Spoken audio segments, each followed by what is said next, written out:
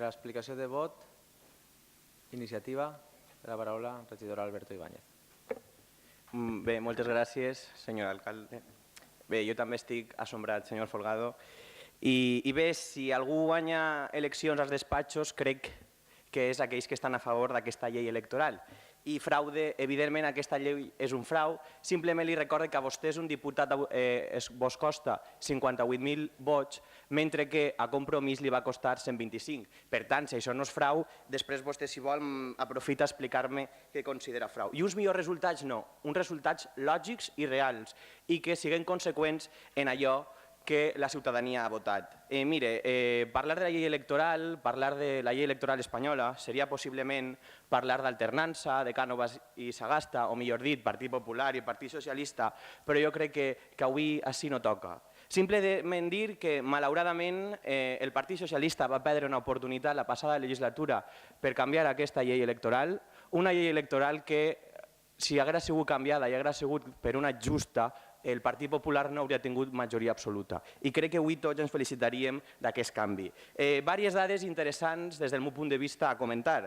Ja he dit que el Partit Popular no tindria majoria absoluta, s'hauria quedat a 158 escons, 28 menys dels que té ara, i per tant un frau de 28 escons. El bipartidisme s'hauria reduït a 260 diputats, 36 menys, per tant 36 diputats de frau més. Equo Compromís també hauria estat una sorpresa, perquè hauríem pogut tindre grup parlamentari propi amb tot allò que suporta. Per què? Perquè Equo, malgrat tenir els vots suficients, va obtindre 0 diputats quan hauria d'haver obtingut 3. I Compromís, havent d'haver obtingut 2, va obtindre 1. Així com altres partits minoritaris que se van quedar sense representació malgrat tindre el suport de la gent, com el Partit Andalusista, el PACMA o Escons en Blanc a Catalunya. I bé, vostè diu que la llei, això és un debat per parlar de temes estatals, de temes autonòmics. És cert, però Vila-real està en una comunitat autònoma i està en un estat. I per tant les lleis d'ambes administracions ens afecten.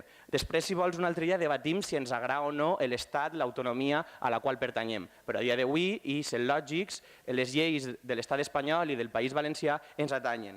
I si vols que fiqui un exemple a nivell municipal, i la gent ho entendrà, en una llei electoral justa, el grup municipal del Partit Popular a Vila-real tindria un regidor menys i Iniciativa tindria un regidor més. Per tant, crec que sí que és un frau de diputats que vostès no tindrien avui la majoria absoluta. Moltes gràcies.